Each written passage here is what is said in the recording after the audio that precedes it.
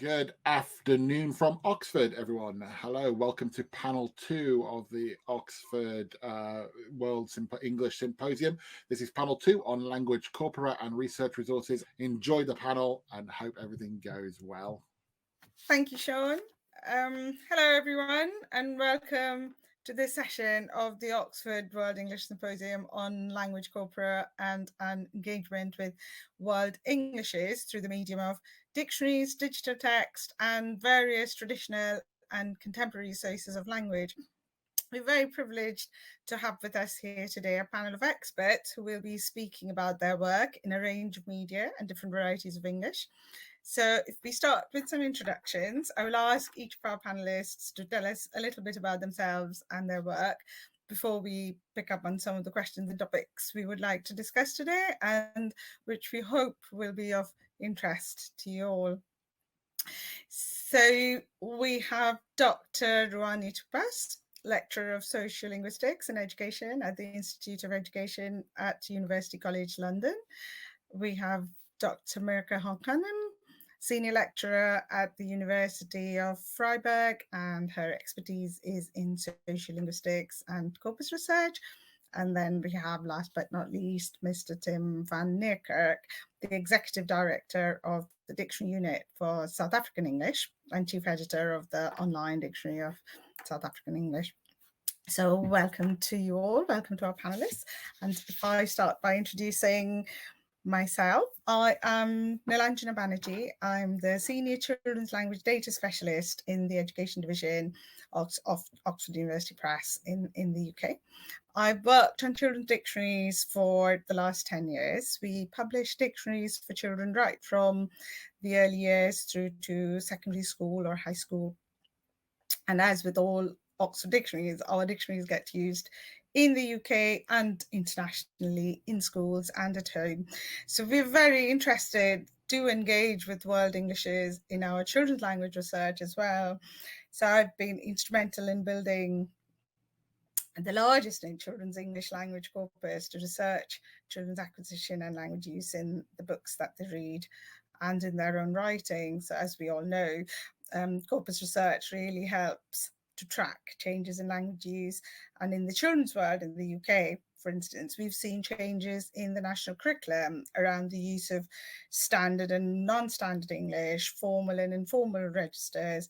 And of course, there's a focus on diversity and inclusion in the classroom and awareness of different varieties of English that children might bring from different backgrounds. And even in children's language, there's, of course, always the influence of social media, the world of digital entertainment, global influences like the pandemic and discussions on family and well-being that we've all been familiar with in the past few months and years, alongside traditional reading and book language.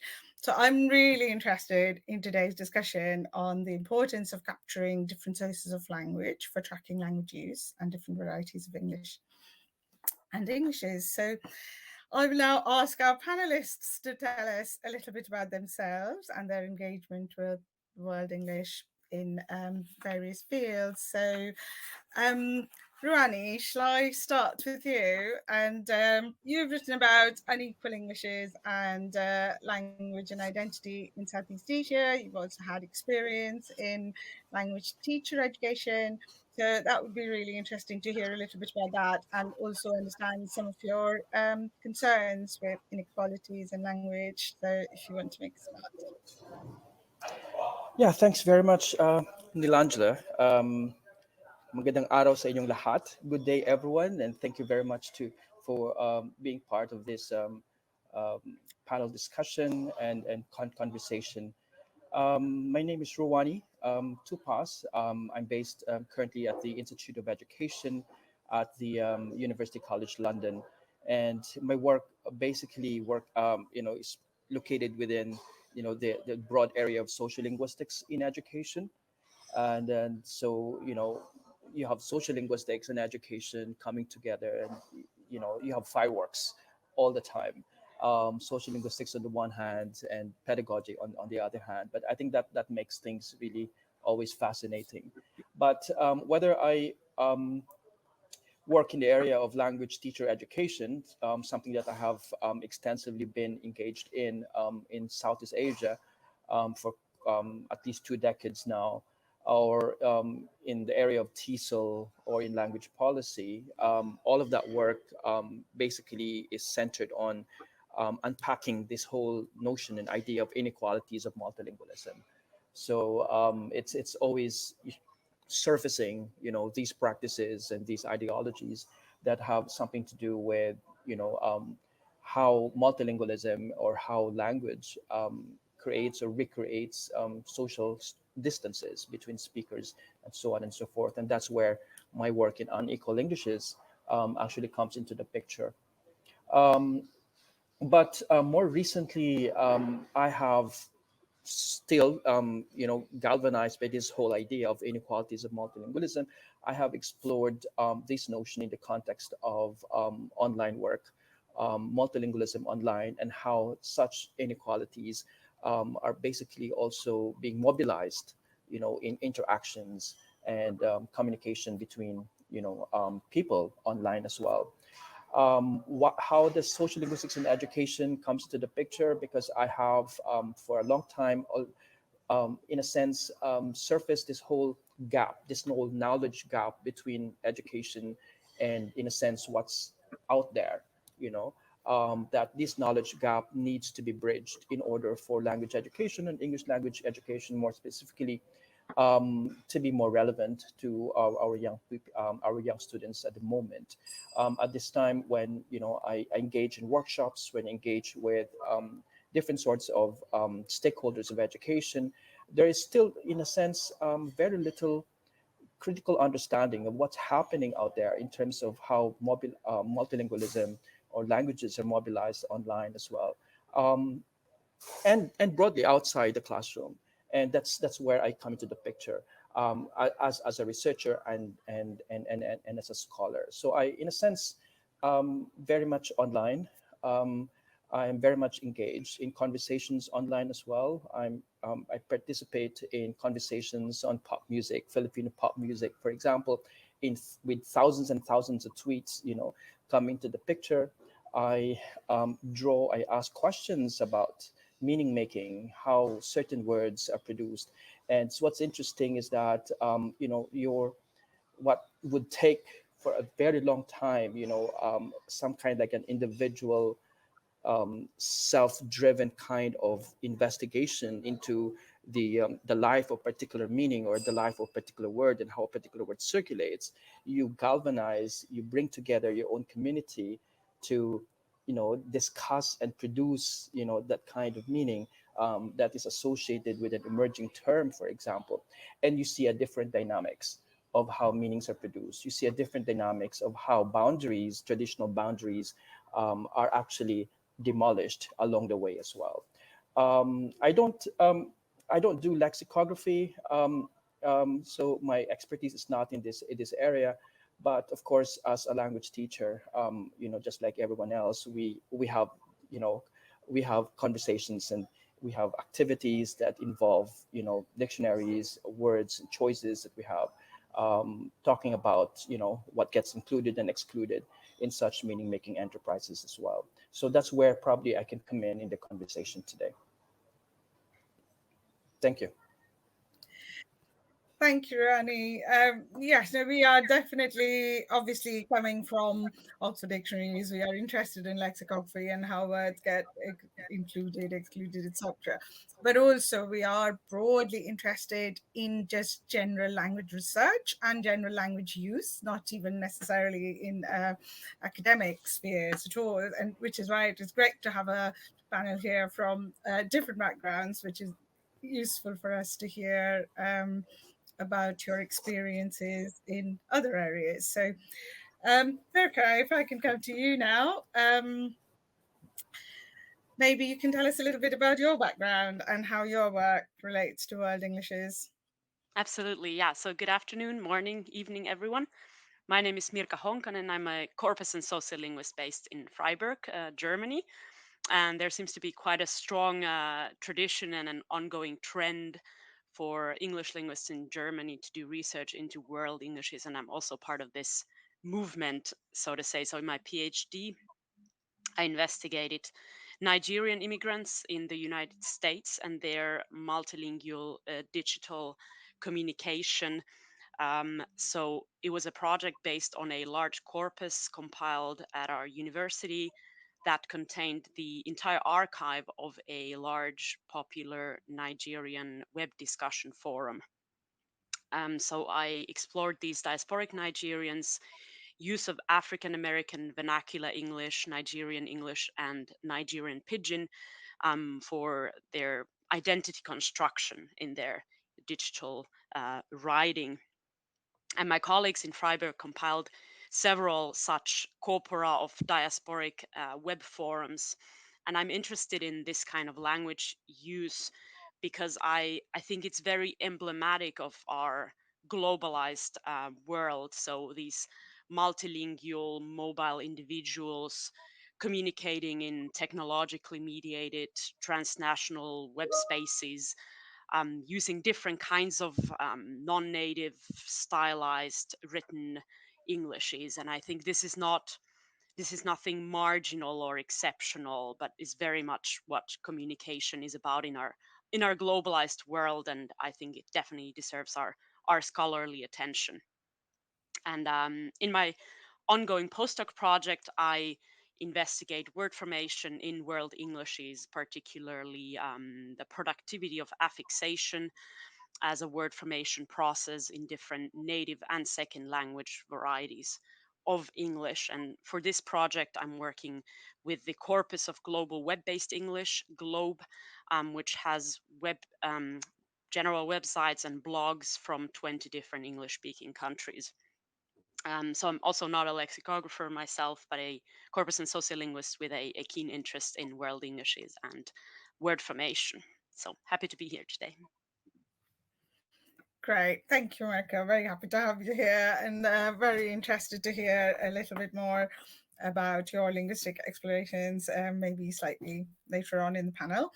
And finally, last but not least, Tim, if I come to you, you do come from a lexicographer background. You have been working in South African dictionaries for many years. So maybe you can tell us a little bit about creating South African English dictionaries and your thoughts on varieties of English and their usage in the community.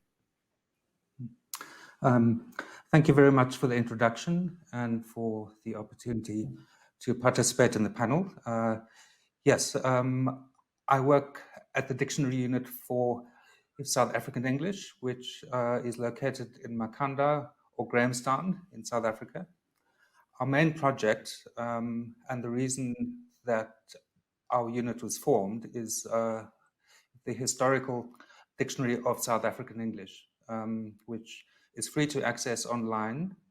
The printed edition of the dictionary was a 25-year project, which used as its raw material a database of about 300,000 index cards. These were manually sourced and transcribed, citations of South African English usage. The printed edition was published quite a long time ago now, in 1996, and the project was set aside while our unit focused on smaller printed dictionary projects. Recently, we shifted emphasis back to the historical dictionary again. First, we had to focus our attention on the design of the online dictionary.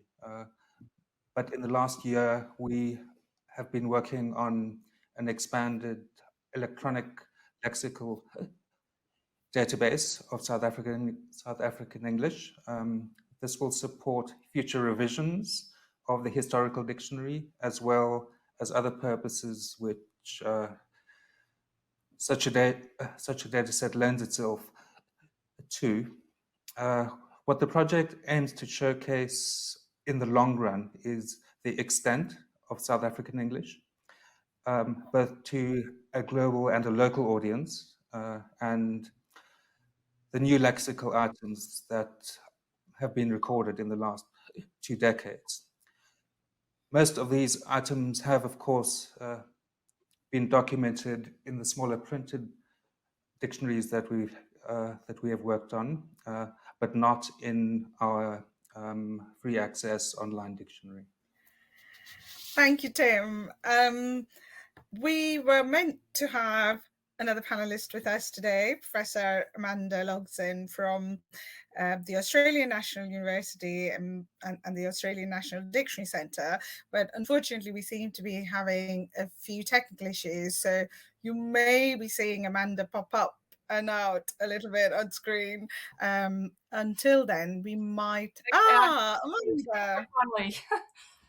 Yeah. Excellent. I'm just explaining that we've been having these technical issues. I'm so pleased that hopefully, just in time, it has been hopefully sorted now. So we've just kind of gone around the room and kind of introduced ourselves. So perfect timing. I have just been saying to the audience that you are the Associate Professor at the Australian National University, historian and lexicographer, and the Director of the Australian National Dictionary Centre. So why don't I just hand over to you to kind of tell us a little bit about your work in Australian dictionaries, your interest in book history and publishing, and your engagement with World Englishes. So I'd just like to begin by acknowledging that I'm speaking to you from the lands of the Ngunnawal and Ngambri people, and I'd like to acknowledge their elders past and present. So yes, I work at the Australian National Dictionary Centre, and my primary role there, I do work in looking at the attitudes towards Australian English and the history of the Australian English lexicon. But my main job is working as chief editor of the Australian National Dictionary, a dictionary of Australian words and their origins. And this is a dictionary of Australianisms based on historical principles, modelled in style and form on the Oxford English Dictionary. And so what we aim to do is to include all words that can be considered to be Australianisms. The first edition of the dictionary came out in 1988 and was edited by Bill Ramson. About 10,000 words, 10,000 head words. And then the second edition, I was managing editor, but the previous director, Bruce Moore, was the chief editor, was published in 2016 and was about 16,000 words. So that just gives you a bit of a sense of how big that dictionary is. So it was 2 fat volumes, about 1,800 pages. And we're now working on the third edition, which I'm chief editor of, and we hope to move online with that because the last 2 editions have been print editions. So yeah, my main job is really working on trying to find words that are originally Australian or have a greater currency here than elsewhere, or have a special significance in Australia because of their connection with an aspect of the history of the country. And so currently we're working on really identifying the kinds of the words that will essentially go into our next edition or qualify on the criteria. So I don't want to talk too much. Sorry, I didn't hear everyone else speaking, so I don't quite know how long people were going for, but probably best to just move on and talk about some of the really interesting questions and issues that we're going to be talking about in the panel. Thanks. Thank you, Amanda. No, that's perfect that you were able to join just in time. So we've only just done kind of short introductions, and so we'll kind of move on to discussing maybe the first of the topics that we'd like to pick up. So since we've been talking about dictionaries and you've just talked about collecting words for the dictionaries and those of us who've worked in dictionaries and lexicography, that's of course one of the most important considerations, the sources. And Tim just mentioned index cards and citations, just as we know that was the start of the OED as well. And then we've been talking about corpora and other sources of information and other sources of language use in this day and age, in terms of social media, in terms of digital sources. So I was wondering if we could maybe start off, and maybe Amanda, you'd like to start us off by talking about sort of what potential and advantages you see in using evidence other than books, articles, newspapers, and kind of the traditional printed sources that we know about for lexicographical work for World Englishes, and what are the kind of non-traditional sources that you would consider appropriate for this kind of language research? Yeah, well, obviously we still make a great deal of use of newspaper sources, which has, the digital capability. Now you can search across newspaper databases. So in fact, we probably using more newspaper research than we ever had before. So it's worth mentioning that, as well as sort of the traditional books and so forth. But yeah, I mean, I guess the biggest shift really in terms of how we the kind of sources that we're using is really around social media and thinking about how we might make use of things like Twitter, blogs, forums, born digital sources, essentially, rather than things that might, you can find a newspaper, but it's also got a print equivalent. So interestingly enough, Bruce, the editor of the second edition, refused to use anything that was born digital. He wanted everything to have a print equivalent. So even if you found a newspaper citation, you had to go and find the original to make sure that it was accurate. I think we've sort of moved beyond that for the third edition, because I think we really do need to incorporate the kinds of things that you would find on things like discussion forums, blogs, social media. And I think particularly for things like slang terms and expressions, because I think those are the kinds of things that can be quite difficult to find. Regionalisms as well. So they may turn up in a newspaper or in a novel, but you might have very thin base of evidence for those kinds of terms. And so being able to search also something like Twitter, which, people use such rich language on Twitter, you can find evidence of those things. And discussion forums as well, I think, have proven to be really quite fertile. I mean, they bring their own challenges, which I think we'll discuss a little bit later in this session. So I think that's really important, that it's really seen a shift in terms of what we're able to find evidence for. And I mean, for a dictionary like ours, we'd have to have at least something like 3 quotations over a period of time for it to be considered as a possibility, as an entry for the dictionary. And so, you might have something that might turn up in a novel, but that's it. You can't find it anywhere else, but you might be able to find it in a discussion forum or in social media. I think really both the efficiency of finding things online has been, really useful for lexicographers, but I think also just being able to have more access to that. And it also brings you kind of closer to I guess, spoken language as well. I've heard that word around, but you can't find any evidence for it, but you do often now find it in social media. That's probably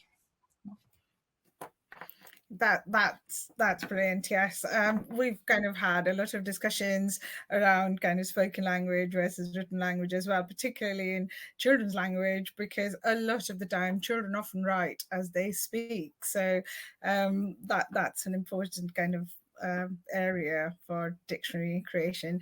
Tim, would you like to add to it from the point of view of South African dictionaries, maybe?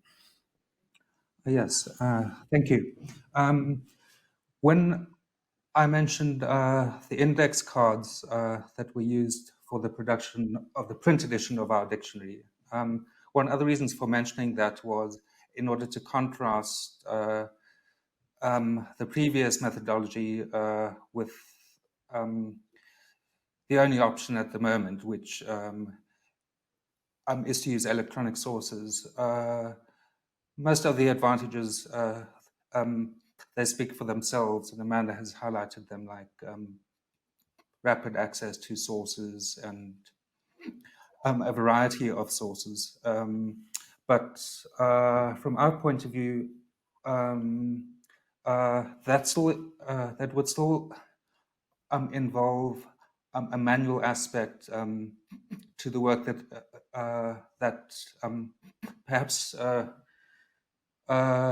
through laziness or hubris, we'd like to get beyond, in the sense that the way we're trying to work is that a term simply needs to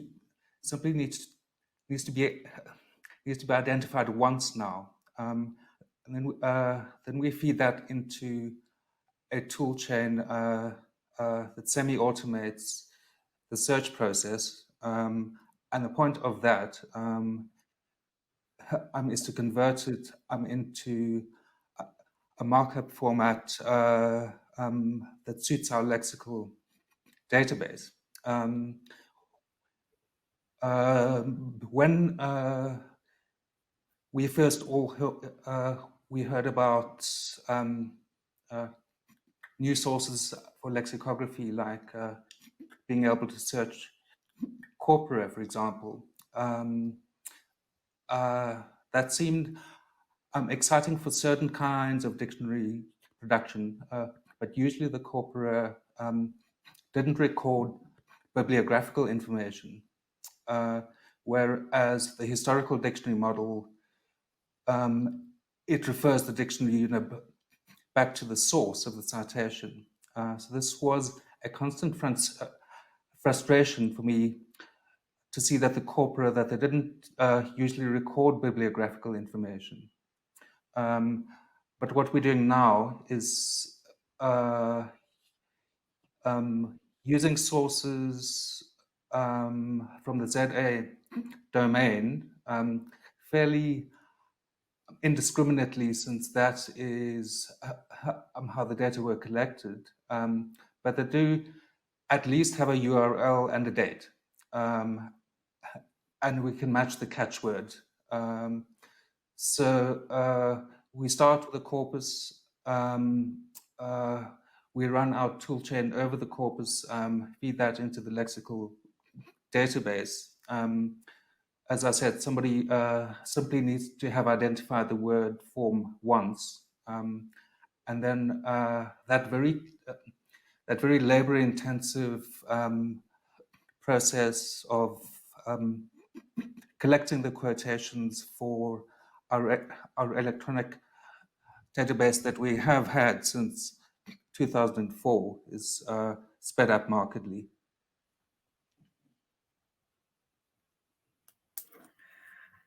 Yes, Rani. Yeah, I think my interest in the question has, I think, something to do with knowledge production. How the production of meanings actually has been altered if we open up to some of these non-traditional sources. I think it was Mirka earlier said, what happens in social media, what happens online, how people actually engage with each other using different sorts of linguistic repertoires is central to how language is mobilized in today's globalized world, and to, in a sense, deny, at least gloss over this whole idea of, the centrality of such, series or network of linguistic repertoires, is to lose the opportunity to, in a sense, alter our understanding of how knowledge is produced, how meanings are produced.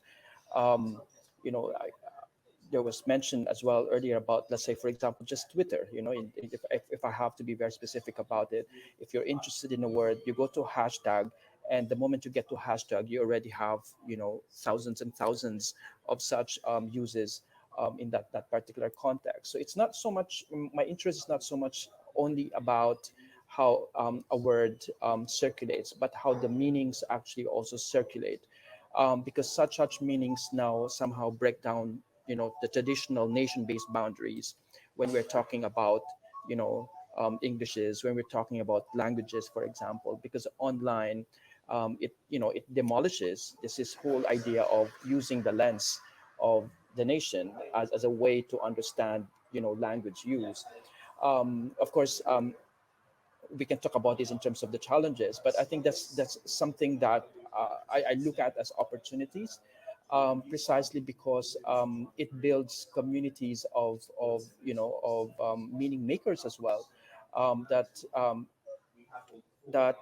are also non-traditional users and makers of meanings. I mean, viewed as such, in other words.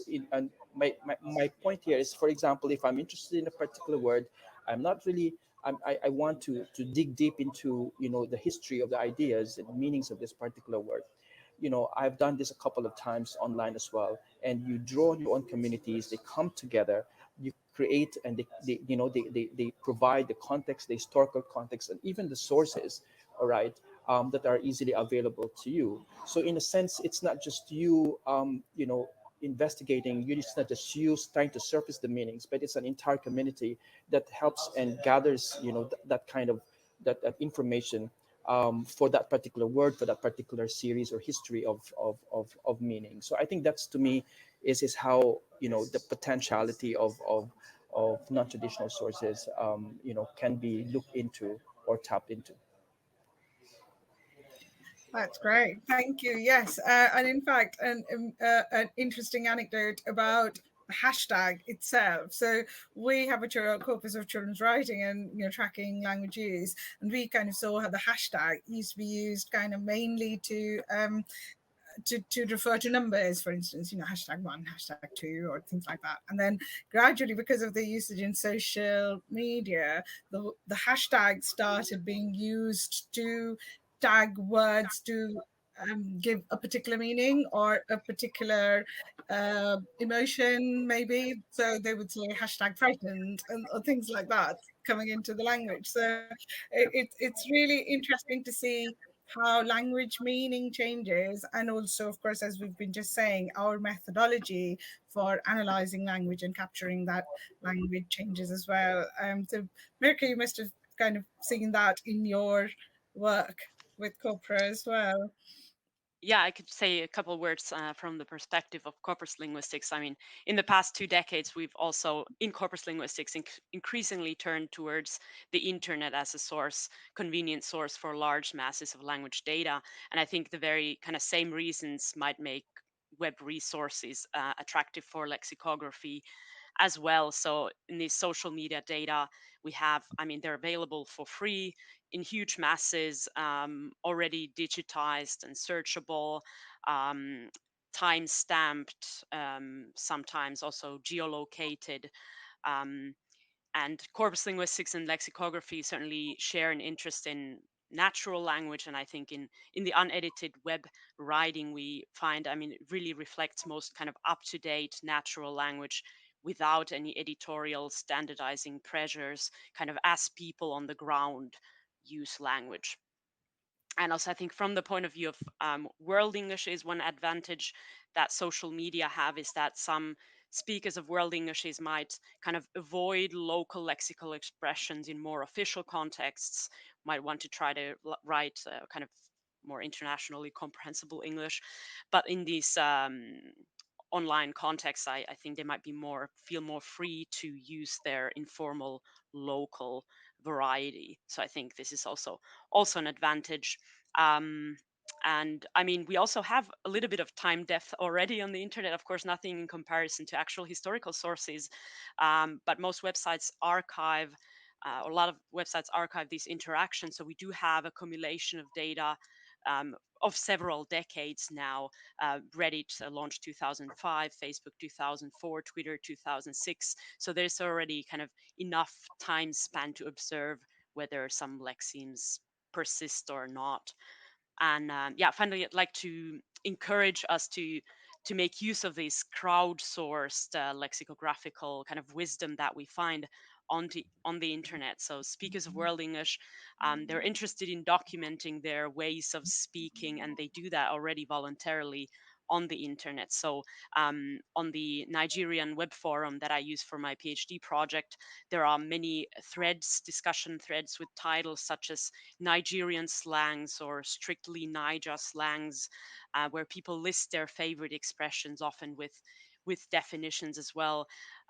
There's also a pretty good collectively authored Nigerian pidgin dictionary already on the web. So I think we should be on the lookout for resources like this that can be harvested for potential new or variety specific words that then of course need to be triple checked against other sources, traditional or other web corpora. But I definitely see a lot of potential in these informal web sources, yeah, both for discovering variety specific items and also for learning about their meaning and usage.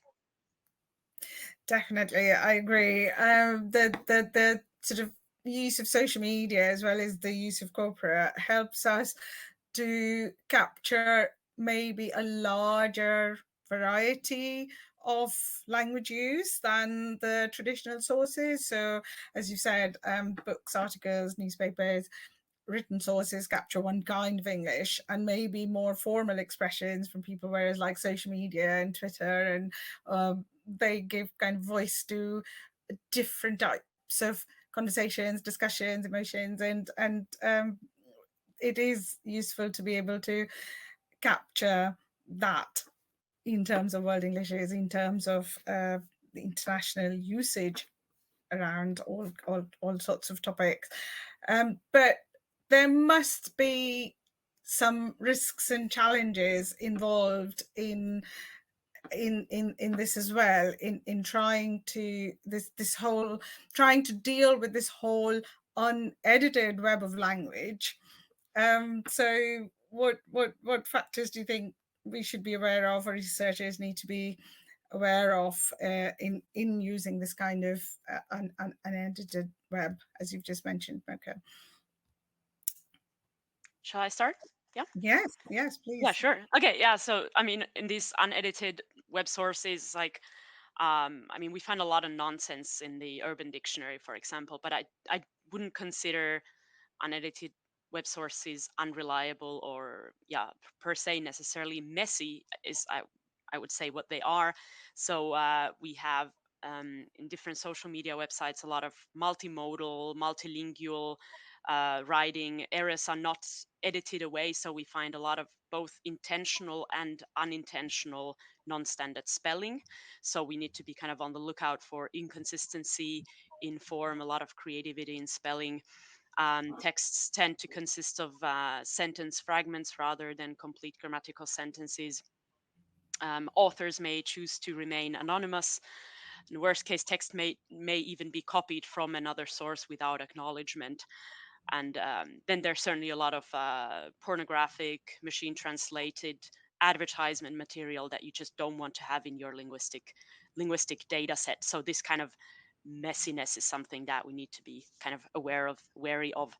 And then also I think some legal, ethical, practical issues of kind of copyright, privacy, and acknowledgement regarding the use of online sources as quotations. So a lot of these online platforms are fully public in terms of access, but if we look at the discourses taking place there, they're actually often highly personal and private in terms of the contents. And even many linguists working on computer-mediated communication don't fully agree yet on how to cite, anonymize, and ask for consent, whether to ask for consent when you use publicly available web data in research. And I saw that the OED already uses Twitter, for example, and then they give the Twitter handle, so the username, no link to the website. And I mean, of course, already giving the handle can lead to the identification of the author. It's not easy to really think of a situation where this would be harmful, though, if we choose these quotations with some discretion, certainly. But yeah, this is something where principled, informed decisions need to be made. Yeah. Definitely. Amanda, would you like to kind of say, from the point of view of dictionaries and to kind of capturing these different kind of sources? Yeah, I mean, yes. Yeah, I think it's a real challenge. Someone in the Q&A asked the question around, you know, how do you preserve some of this material? And I think that, you know, that's a real challenge, because I mean, I know that was kind of Bruce's argument when in the second edition, was that essentially this isn't going to be evidence that's going to be replicable, findable again necessarily, because some of these sources are ephemeral. They do disappear. And so you do need to deal with that as well as some of those legal and ethical issues, which I think are also really important that Mirka talked about.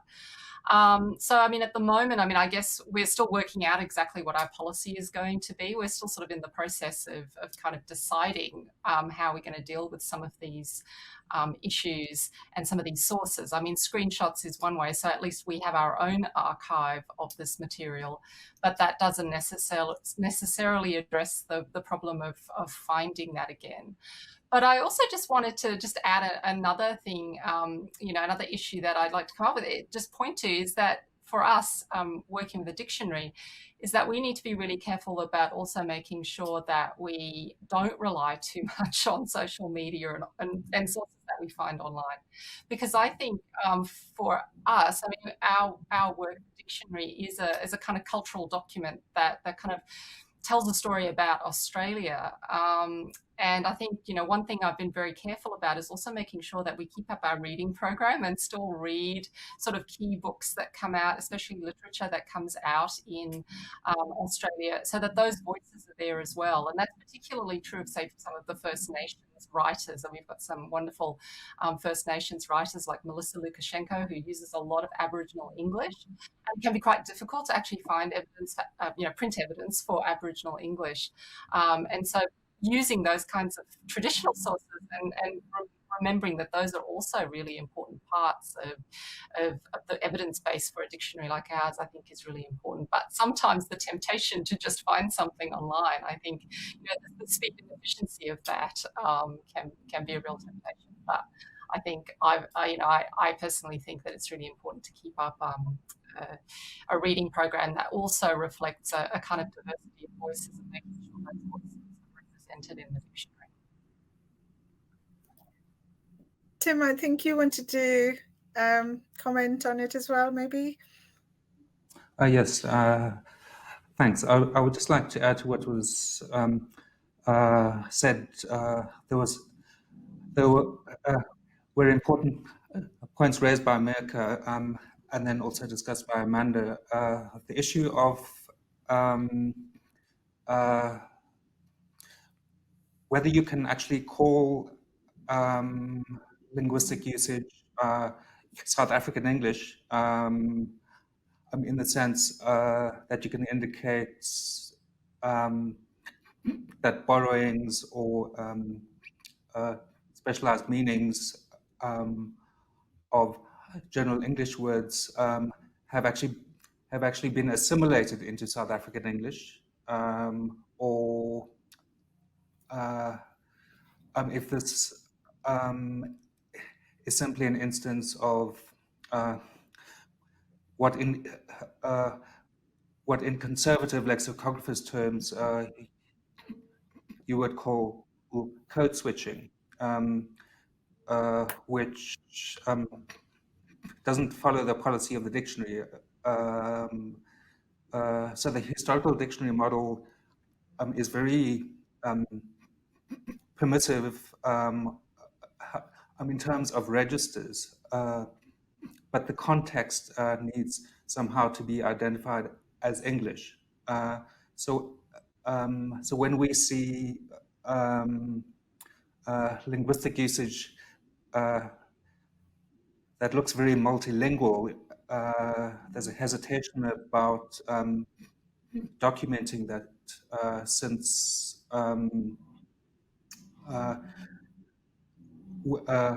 we're a small team, and how many years or decades would we need? So there has to be a limit somewhere. And in terms of the ephemerality of sources, of online sources, this is something that that we've obviously thought about. And 10 years ago, we're so wary about online sources and how to document the URL, download a version in PDF that you can reference should there be a change in the source or the location of the data. But after going the corpus route, we've had to drop that, and simply because of the scale of the data set. I mean, the data set that we are working with now is 3 billion words, and inside of that, we can identify it's about 147 million potential South African English citations. So are you going to now try to automate some sort of a download of a version of each source that is frozen in time? That's not reasonable, and when you weigh up against the benefits of simply having these large volumes of data, the most reasonable thing to do is for us to offer the URL for the original source. But if that is no longer available, point to the corpus. One of the main reasons for all the documentation, for all the bibliographical annotation for the print sources was so that we could offer the dictionary user, first of all, some indication of the context of the printed source, but secondly, so that they could go to a library and actually find the source that we're citing. Well, when you're working with a corpus, the corpus is a lot more mobile and remotely accessible than that. Yes, Rani. Yeah. So I guess what I learned from the discussion so far is that it has to be judicious use of material, not like an open-ended, laissez-faire kind of use. It has to be judicious, somehow rigorous in a sense, in terms of methodology as well. But I think to me, I may need to step back a little bit and to look at issues the whole social media by itself as well, and the relationship that we have probably as researchers and scholars, because I think there's this one whole difference between being engaged in language data as researchers, and on the other hand as participants, within which you also are part of the community or the communities that produce such data. I say it's a big difference precisely because the feel, the understanding of the language data is somehow, to me, gets a little bit more nuanced. If one is, social media has so many communities, and within which you have you participate in the production of language itself, the production of multilingual repertoires as well, and Englishes as well, right? I mentioned this, I think, precisely because in trying to understand what's going on in these conversations, we actually see some developing or emerging or altering modes of, let's say, argumentation, modes of rhetorical ways of engaging with issues that do not feed into or do not yet get into the curriculum or our understanding of how our young ones think, for example. I mean, there is always this assumption that there's a way of arguing, there's a way of rhetorically representing our ideas. But if you look at it in another context, it's so much different in the way they engage with one another. And I say this broadly because within this, the way certain ideas and certain meanings and certain words is deployed, right, is, I think, something that still has to be surfaced and be civilized in the kinds of work, in the kinds of research that we do. I do understand then, therefore, there has to be judicious use of this. But I think broadly speaking and conceptually, we look at, social media as a way that, in a sense, alters, not just language use, but actually in terms of in how we engage with one another on, let's say, on that rhetorical and argumentative level. Thank you. Yes, that's definitely a really kind of important aspect of language to engage with, because we've been talking a lot about dictionaries and the historical dictionaries as well as contemporary dictionaries. For instance, we are all engaged in contemporary dictionary making, those of us who are working in lexicography today. But of course, we do have historical dictionaries like the OED, and we want to capture historical language as well. So I wonder, like, from what you've been saying, if we could talk a little bit about sort of moving away from the historical dictionary and coming towards capturing contemporary language. If we're working with, we've talked about databases, corpora, web, changes in methodology. We ourselves working in children's dictionaries, for instance, we've just talked about the volume of data. We have very small dictionaries with just 2,000 words and definitions that a small child will be able to use and hold as a small print dictionary. So there is a degree of selection going on there, even though we are just reflecting language. And that's some of the concerns that we've talked about today. So sort of around editing and capturing language. So what are the political and ideological issues that researchers, teachers, lexicographers might want to keep in mind in their field of work today? Yeah, actually quite a lot.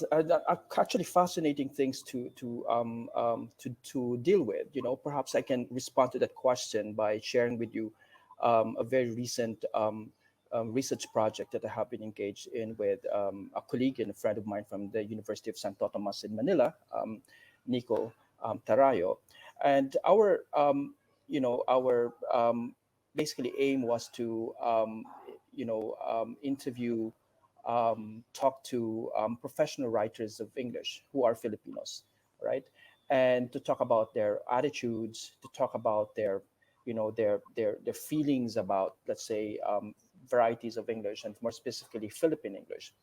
But how we framed our research, we would probably say is somehow different from a lot of research in this particular area, because we wanted to look at saliency, all right, in their responses of these professional writers of English.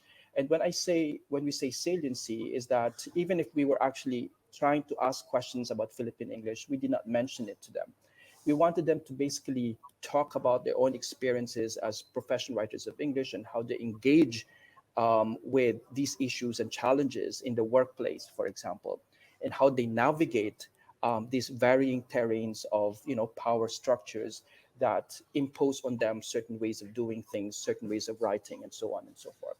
Now, to cut the story short, I think what we found is that in the so many interviews since last year that we've had, no one has ever mentioned Philippine English. All right. In others, there were probably 2 or 3 who mentioned it, but these were the ones who went to graduate school in social linguistics, right? But generally, those who who come from different fields, but who became professional writers, let's say textbook editors, magazine writers or editors, for example, for international magazines or national magazines, newspapers. In other words, in a variety of professional, workplace contexts where English is used or where they lead communication teams as well. There's no sense of that Philippine English the way we academics, make sense of. All right. And I think, well, the findings are still, we're still trying to put these things together. But I think my point here, and I think I only would like to mention this as one particular ideological issue that needs to be surfaced, is that we also have to think of the fact that in producing Philippine English, all right, it's not something that exists objectively out there that we need to fish out and say, okay, there's Philippine English out there, and then we need to codify it, and then we need to collect these words, and these are Philippine English.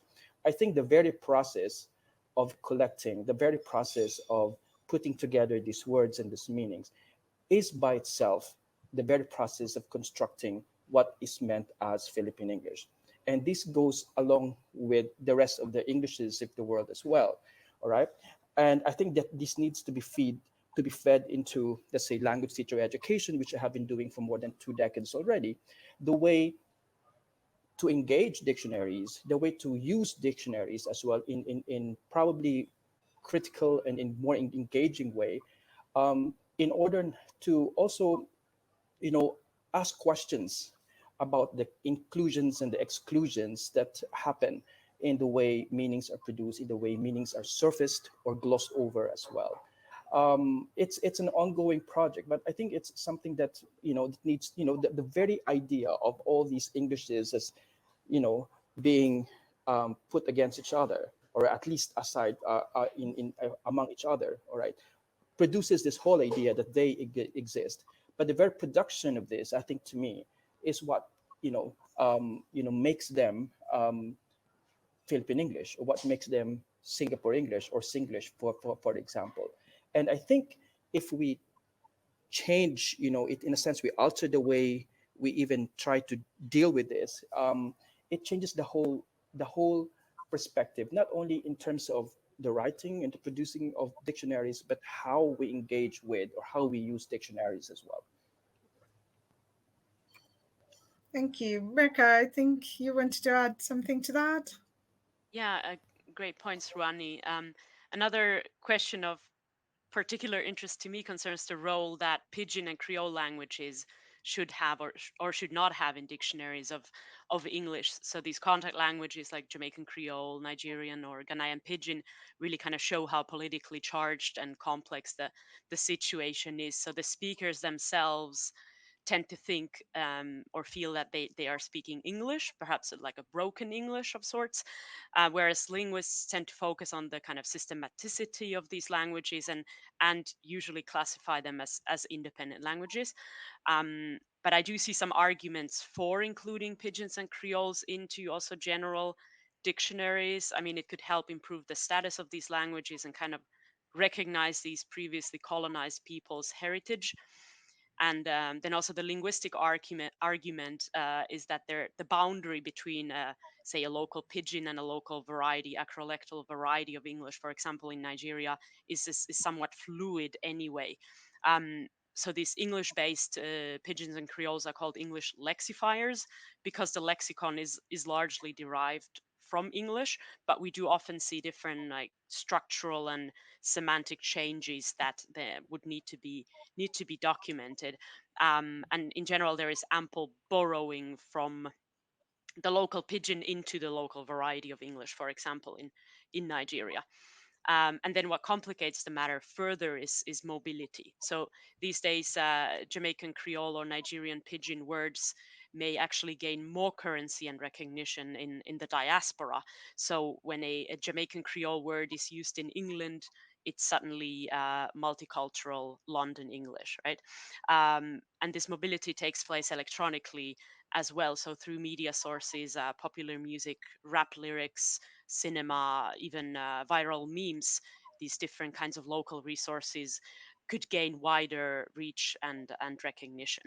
And I mean, ultimately, this whole issue goes back to the fact that it's not possible to establish any criteria or clear boundaries for what English actually is. So we have to always make these difficult decisions about what should be included in a dictionary.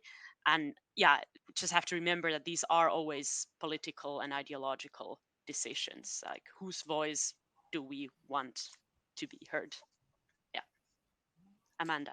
Yeah, I mean, I thank you for raising that question because I think that's a really interesting issue. And I mean, one we face as well in terms of the boundaries, say for including Aboriginal English, Creole, even in terms of thinking about some of the ways in which First Nations languages are now being used in Australia. So I mean, there's a multiplicity of First Nations languages here, but for example, our local newsreader now greets begins the news by greeting people using hello in, Yuma in our local language. The words for the seasons in different places are now for Aboriginal words for seasons are now being used in certain places and being incorporated into things like school curricula. So I think it's really interesting to think about, you know, when do we include some of those words? When do they sort of come over as borrowings? Where do we draw those boundaries? And I think it's not always clear. You know, a writer, I mentioned Melissa Lukashenko earlier, who uses a lot of Aboriginal English in her writing. So it's also a question of who you sort of see as being the kind of speaker of Australian English, I guess, because, you know, I think our sort of default has tended in the past to be a sort of Anglo-white Australian, and I, you know, I think we need to sort of unsettle some of that in the way that we do our lexicography as well. So this is a kind of ongoing issue that we're thinking about, or I'm thinking about as editor. And it has to be done also in consultation with communities. I think that's a really important part of what we do. Somebody on the Q&A asked a question around the ethical issues around using some of that material that might be in First Nations. And I think those are things that have to be decided. Policies that we have on that has to be decided in consultation with First Nations peoples, not just something that, you know, we sort of arbitrarily decide as well. So I think, yeah, really important questions, not easy ones to grapple with as lexicographers. And yeah, I mean, I think the important thing is consultation. That's great. Thank you, Amanda, for addressing that. Yes, because we've been seeing sort of questions come in during our session, and there've been questions on Twitter as well around inclusion of Pidgin and Creole and inclusions in dictionaries. And of course, that's always an interesting point and an important point about the inclusion and exclusions of dictionaries as we kind of reflect contemporary language use. So we've been talking a lot about the different types of sources and the sources of language in everyday communication as well as academic writing. And of course, we've been talking about the changes in methodology and evidence used in the creation of dictionaries. Tim, would you like to kind of talk a little bit about the changes that you've already mentioned in going from kind of traditional sources to digital sources, and how some of these the concerns as well as the interest that we've been talking about now, how does that reflect in current methodology and including inclusions in dictionary making? Sure. The question of which terms to include, I mean, that has always, from our perspective, been a purely a practical decision that that needs to be made. I think that in the past, with the printed edition of the historical dictionary, the historical dictionary was far more inclusive than, say, a standard desk dictionary of South Africa would be. And I wasn't around at the time. I wasn't part of the editorial team, but my sense is that there was a strong urge from the editors to document as many terms and as many borrowings from different languages as possible. There's a percentage of entries in the print edition that were marked as unassimilated. And if you come to the dictionary as a sort of hard-nosed a lexicographer who's very focused on whether editorial policies were followed or not, you might ask yourself why these words are in the dictionary. But I think that it's a good thing that they are there, and I bear in mind always that at the time, sourcing citations for these borrowings was not an easy process. following from the discussion about the other types of linguistic usage that are now so widely accessible. I don't have any mature thoughts about this, but I think that points to the need for a different sort of documentation or recording of these usages. There's simply what I find from the very large data sets is that there are such exciting examples of new types of linguistic usage that have been discussed already by Mirka and Rania, that we would simply not be able to accommodate in a dictionary. The scale is just way too large. But I mean, it's such a pity that there isn't that there's no convenient reference for these kinds of uses or description. Right, let's move on to the Q&A then. So one of the questions that's come up is, in the last panel, someone asked about how the unofficial digital urban dictionary feeds into linguistic evidence and language standardization. So, Mirka, yes? I could say a few words in general about the Urban Dictionary, and maybe the lexicographers themselves can comment on whether they would ever use this resource. But I mean, it's a fascinating website, but it's very uneven in terms of qualities. There are so many kind of inside jokes and unnecessary obscenity, so you really have to read it with more than a pinch of salt. I wouldn't trust it on its own, but perhaps it can be used as like an initial starting place, and then checking other resources whether you actually find these words in use. I mean, there are also some kind of devices on the website itself, like this voting up and down, that you can perhaps take a look at whether a certain word has gained traffic, whether people are interested in and agree. This kind of tool. What do you think? Would you use the Urban Dictionary, Amanda? Yeah, I mean, yes, it's sort of on our checklist, I guess, when we're looking at a word to see if it turns up in Urban Dictionary. And certainly we sometimes find, slang expressions, some of the, definitely the more vulgar end of the linguistic spectrum. But yeah, I think we really only use it just to see how people. I mean, usually the definition is not very good, but there'll be the example of usage. So it kind of gives you a bit of an idea of how people might understand it or might use a particular expression. And so it might be part of our research process, but I think it would be something that, we wouldn't cite something off there. I mean, it's also sometimes really difficult to tell where the person's from, where the user's from. Sometimes it's obviously Australian, but often it's not. So yeah, you just kind of go, okay.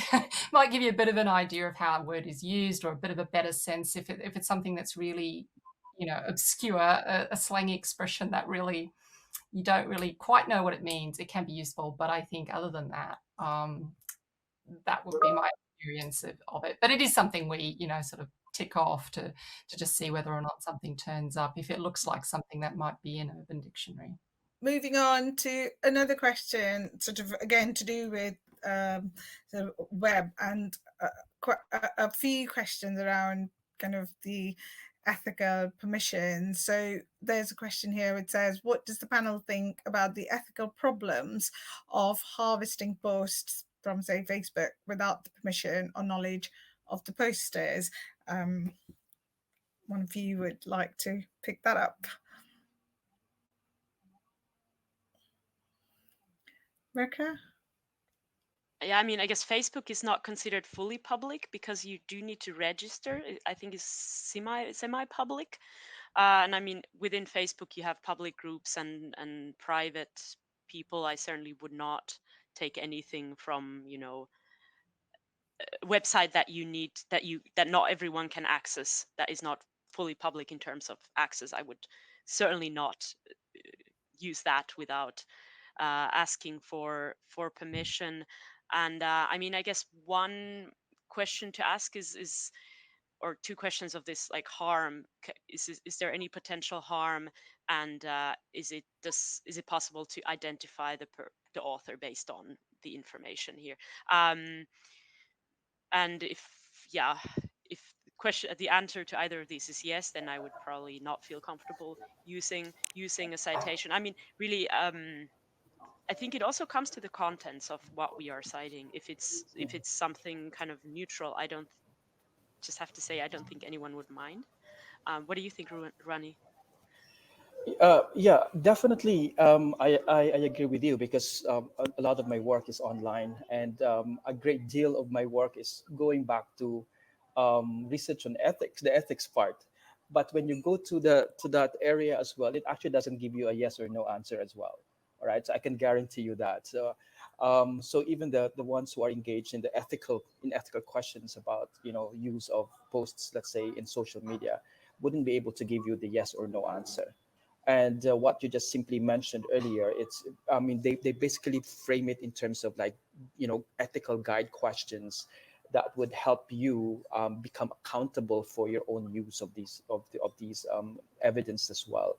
And so I also use the same sort of questions, are they potentially harmful, and a lot of these things, because I at least in my case, I work in the context of pop music, so a lot of those things are in a sense really not really harmful if you come to think of it, and a lot of these are public, so it's in a sense that kind. Of course, there could be some iffy sets of data, then that becomes a bit of an issue. But generally, again, I've gone back to ethics, research on ethics in this particular aspect, and you wouldn't get a yes or no answer as well. It's based on the kinds of questions and how you answer these ethical questions as well. Because I mean, you could also assume that some of these people perhaps want to be acknowledged for their work. If we're thinking about pop musics or influencers, they actually perhaps would prefer to not stay anonymous. So yeah, I mean, also the other a side lot of of the these coin. accounts, of course, a lot of these accounts are also anonymous as well. So it's always a judgment call along the way. And even in most of my publications, even online in newspaper articles, I get thank you messages for being acknowledged in that sense. Yes, a lot of websites do have kind of permissions included in there, isn't it? So particularly in terms of sort of building corpora, for instance, whether you can actually get material from there or not. And so just as in sort of looking at dictionary sources, when you look at web sources, some of the usual kind of ethical and copyright issues that we would have to take into account when using data, or some of the concerns around personal data, etc. All researchers, I'm sure, kind of would have to keep that in mind today when dealing with data. And actually talking about sort of the volume of data and selection, etc., that kind of leads on nicely to the next question, which says, as language users and future researchers, how will we know if we have checked and considered enough corpora to use in our studies? So that maybe, Amanda, we were talking about kind of dictionaries and the different types of sources, reading programs, corpora, etc. So would you like to maybe talk about a little bit, like, how do you decide how many sources, how much, what do we research? Take that question. Gosh, an interesting question. I mean, I think you have to kind of balance out the amount of research you do with the kind of pressures of getting things done. Otherwise, you'd be there forever. I mean, I know you know, when I was sort of managing editor of the second edition, and we had a publishing deadline because it was going to print, and that was it. You know, you had to draw a line in terms of the work you do, because you could spend, you know, days and days looking at different types of sources. I mean, we sort of have a sort of set number of corpora that we use. We have particular newspaper databases that we use. We have our reading program. We use social media often to sort of alert us to things. So we'll, you know, use it to ask questions of people, have you heard of this, etc. Just the sort of like the Urban Dictionary thing, to see whether this word's actually being used and how do people understand it. But yeah, I mean, it's difficult. I mean, I guess you kind of need to do as much research as you think would be relevant for a particular word. And once you're working on it, you kind of have a good sense of where you go to find material about particular types of words, if they're historical or if they're contemporary or whatever the case may be. In more, you know, that's for a dictionary. I mean, I think it would be probably different for linguistic studies. So maybe Ruani or Mirka could talk more about, you know, how many corpora you think is. I mean, if you're trying to understand the meaning of a word, I guess one key word in the process would be saturation. Ideally, you would read through different sources until you stop finding new things. So you reach the point of saturation where the new usages, the new examples you find are more of the same, what you already have. Yeah, this would be, I guess, the ideal situation, but in reality, we're all, you know, we all have to cope with different pressures on, you know, our time and resources. Yeah, and in addition to that, I think just something briefly is, I think part of the work as researchers is, of course, to provide the, you know, the limits. I mean, to provide us an understanding, or our readers understanding of the limits of the kinds of data that we use, because, you know, we can, again, as what Amanda said, we can, you know, expand and still be not enough. All right. So I guess it's just important for us to be able to provide, you know, a clear, you know, set of parameters for our own research. What is it that our data can say and cannot say? What is that our data can you know, can produce and not produce? And I think, you know, I mean, in any sort of research, that's what we do anyway, because no matter how huge the data is, there will always be questions about whether it's enough. All right. So the greater question, I think, to me is, what can our data say? And what can our data not say? Yeah, so we need to include an honest description of the data and its shortcomings. So if we're working with online data, you know, it's good to talk a little bit about the messiness, the potential, yeah, you know, weaknesses of the data set. Yeah. Yes, yes, Tim. From the point of view of a historical dictionary, the motivation is to include a term. So the thresholds that we are setting for ourselves, I mean, these aren't artificial bars that are placed before a particular set of words. We want to include the item, but I'd like to reiterate, when you begin to look at the data, it is simply, it's overwhelming, the number of new words. So we just have to be practical. Sure. Quick, yes. sorry. Yes, of course. Sometimes for some of these things, it's not finding the term. You have one example of it, but trying to find other examples, and you think, well, this is probably just like, you know, somebody's, you know, made up word. But yeah, sometimes the challenge is actually finding the words, especially, you know, some of the historical examples. Yes, indeed. And actually, that is a good point, that it is about finding the particular term that you're looking for and finding sources for that. So it's in a way, it's the other way around, that you're kind of, your starting point is what you're looking for, rather than all the different sources that are available to you and everything that you might have to look into.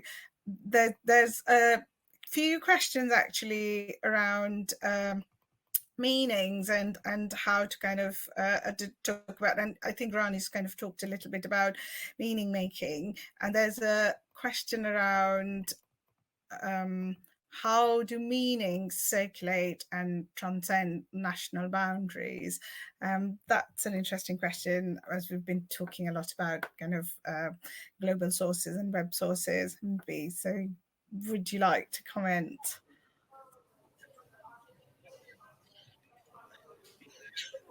Well, the very nature, I think, of social media, I think already presupposes, the breaking down of national boundaries to start with, right? And so I think if we actually approach our data in that particular manner, then our interpretation becomes less stressful in the sense. It becomes, I think, it's more inclusive, because then we try to aim to become as embracive as possible in terms of the possibilities of meanings that that accrue to a particular term, for example. And that's, I think I did mention this earlier, and I think, to me, one thing that I found really is that within, let's say, certain communities in social media, and I think this also somehow mirrors, the ways meanings circulate in traditional communities as well, right? Is that they get passed on, in very different ways, not necessarily on the surface of formal communication, but especially in, underground, subtle ways of communicating. And that's where actually the nuances and the complexity of the meanings of the word. And that's why I think it's not just so much about looking at the term, right, and saying that this is something new, but actually, to me, my interest is, again, I'm not really so much about in terms of, that the dictionary aspect of it, but in terms of the politics and the circulation of meaning, my interest really is in how meanings start to congregate around a particular term. All right. And so you may have a Filipino term, a Filipino word such as bardagulan, which may be so different from the way we look at things, because it's a Filipino term. But actually, underpinning this circulation of meanings is meanings as associated with cancel culture, for example. So in a sense, even if you have a term that is very indigenous, in a way that's identifiably Filipino, the meanings are more cosmopolitan. The meanings that accrue are more global as well. So that's where the interesting, and I think the fascinating aspect of in circulation of meanings comes into the picture. It's not just the term, but the meanings that that are crossing boundaries, so to speak, if at all there are boundaries to start with. Thank you. Yes, Mirka. Yeah, I mean, I would say my own research is also very much about this linguistic resources crossing boundaries, this migrant and technologically mediated language in times of globalization. And yeah, meanings and forms, move, and they get adopted and adapted, and sometimes misunderstood and totally changed in the process. And we find differences across locations. So a Nigerian example of a indigenous Nigerian word akata, originally has also another local meaning, but in Nigeria it's used as a term of othering, so it could be Nigerians abroad or African Americans or any kind of strangers. And then in the Nigerian diasporic community, it seems to be used as a specific term for the African American others. So this type of awareness of locally specific meanings of transnational words. And I think all this language contact on the internet and through migration and all that, as I think Ruani also mentioned, kind of really decreases the relevance of these national borders. And that's why I really think it makes sense to have an overarching dictionary of English rather than just national dictionaries, because these resources really are moving globally. Thank you. I'm afraid we're nearly out of time. There are lots of really fascinating questions still in the chat, and of course we can all carry on speaking about this and with our interest in language and corpora and all of this forever. But for today, I think we'll probably have to bring our discussion to a close now. So thank you very much to all our panelists, Rani, Tim, Amanda, and Mirka. Thank you for joining us and for sharing so much of your work and your insights and giving us the time to discuss these questions with us. I'm sure we have further sessions coming up where there will be other interesting discussions as well. And then there are our website, there are the handouts, there's quite a lot of information out there, and we will of course be looking at our questions again, and we'll be responding again, sort of taking forward those discussions. So for today, thank you to our panelists. Thank you very much to our audience for joining us from all around the world. This has been very exciting for all of us. And of course, thank you to our organizers as well. Thank you. Thank you. Thank you very much.